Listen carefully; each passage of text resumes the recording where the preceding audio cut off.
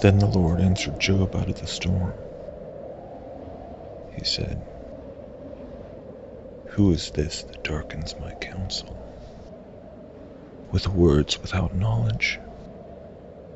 Brace yourself like a man. I will question you, and you shall answer me."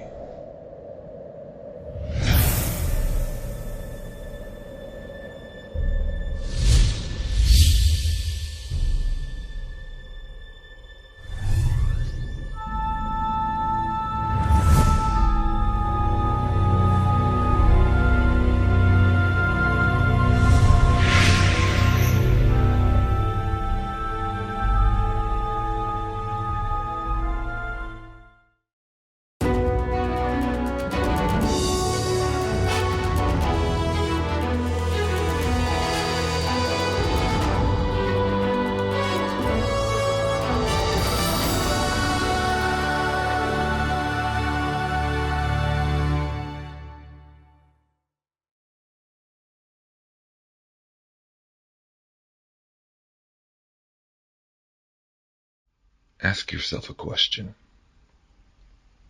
How many times do you think you've seen the globe in your lifetime, in a year, in a single day? In how many of those countless instances were you looking at something that was even claiming to be a legitimate photo of the Earth? And how many were merely images, representations, paintings, sculptures, or even corporate logos? It is common knowledge that almost everyone was first introduced to the globe in kindergarten, where it sits dutifully in the corner of the classroom. But it doesn't stop with what we are shown in classrooms and in textbooks. It continues on, day after day, for the rest of our lives. Depictions of the globe being implanted into our collective subconscious from a plethora of angles, from advertising, news, entertainment, and art.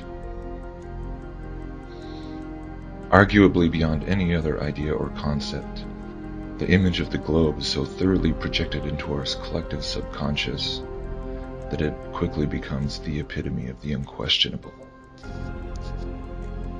Human pride being what it is, it makes it virtually impossible for most people to consider the outlandish idea that such a thing could actually be a shared delusion on such a massive scale.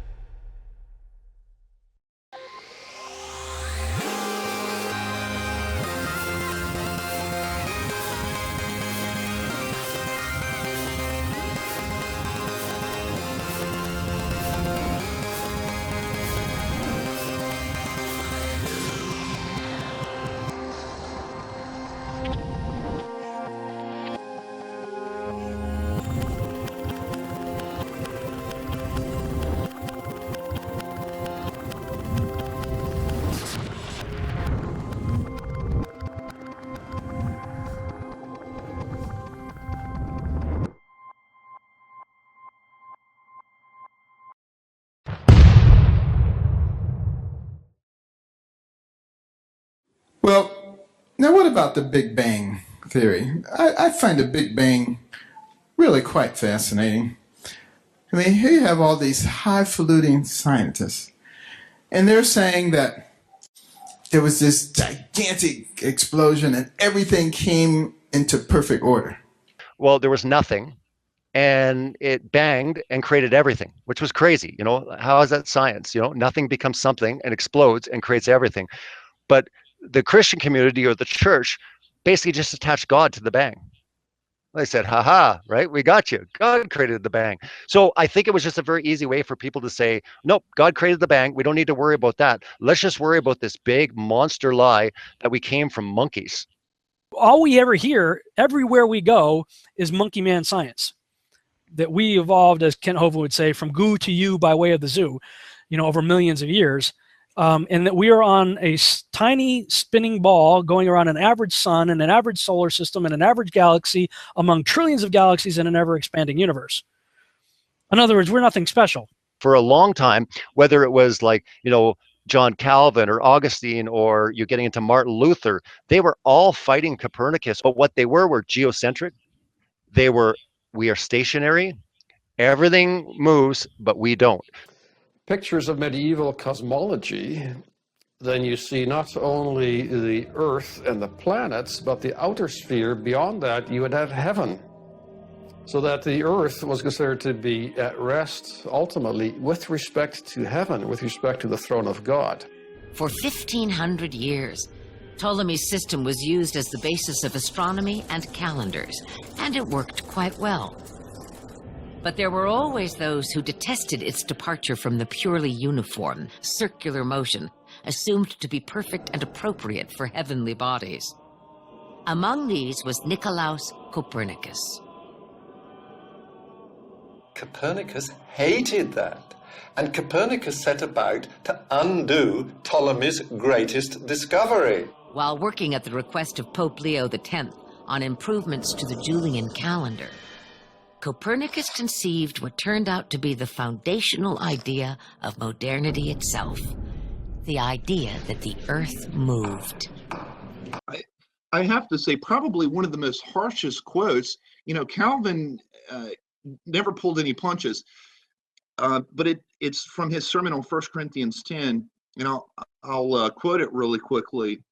He says, "The Christian is not to compromise so as to obscure the distinction between good and evil. It is to avoid the errors of those dreamers who have a spirit of bitterness and contradiction, who reprove everything and prevent the order of nature. We will see some who are so deranged, not only in religion, but who in all things reveal their monstrous nature, that they will say that the sun does not move, and that it is the earth which shifts and turns. When we see such minds, we must indeed confess that the devil possessed them, and that God sets them before us as mirrors in order to keep us in his fear. So it is all who argue out of pure malice, and who happily make a show of their imprudence. When they are told that it is hot, they will reply, no, it is plainly cold.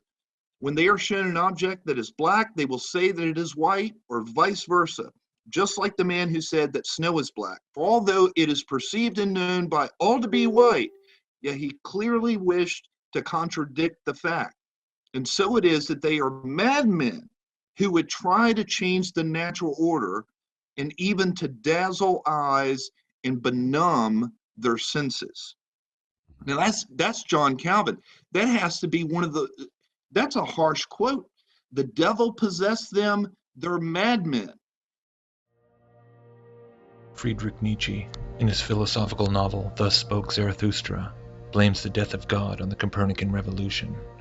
As Zarathustra put it, "Where has God gone? I shall tell you. We have killed him, you and I. We are his murderers. But how have we done this? What did we do when we unchained the earth from its sun? Whither is it moving now? Whither are we moving now? Away from all suns? Are we not perpetually falling? Backward, sideward, forward, in all directions?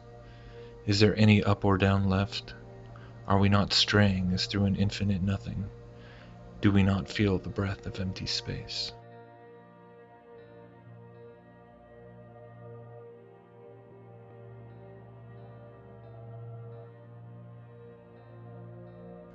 Historian Herbert Butterfield, in The Origins of Modern Science, indicates that the Copernican revolution, quote, outshines everything since the rise of Christianity and reduces the Renaissance and Reformation to the rank of mere episodes, mere internal displacements, within the system of medieval Christendom, while transforming the whole diagram of the physical universe and the very texture of human life itself. It looms so large as the real origin of both the modern world and of the modern mentality, that our customary periodization of European history has become an anachronism and an encumbrance. The true spark which ignited this Copernican revolution was the introduction and adoption of the so-called Copernican principle, named after Nicholas Copernicus. This principle is openly admitted to being defined as a, quote, working assumption that arises from a modified cosmological extension of Copernicus's heliocentric universe. Under the modified Copernican principle, neither the Sun nor the Earth are in a central, specially favored position in the universe. In some sense, it is equivalent to the mediocrity principle. More recently, the principle has been generalized to the relativistic concept that humans are not privileged observers of the universe. Now, it is interesting enough to note that the so-called Copernican revolution, which sparked the alleged scientific advancements of the entire Renaissance period in Europe, is openly based upon the preconceived cosmological assumptions of heliocentrism and a massive isotropic universe. After all, assumptions are just that, assumptions.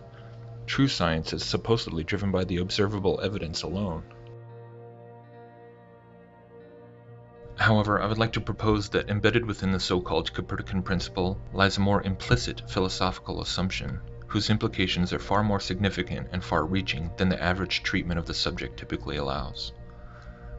When we stop and closely examine the cosmological assumptions of this principle, which was not actually expressed by Copernicus himself, by the way, we begin to realize that inherent to all these assumptions is the underlying philosophical and metaphysical assumption of materialism. This most fundamental of assumptions is seemingly almost slipped in without wanting anyone to stop and even take notice. But once you realize it, it's impossible not to see it.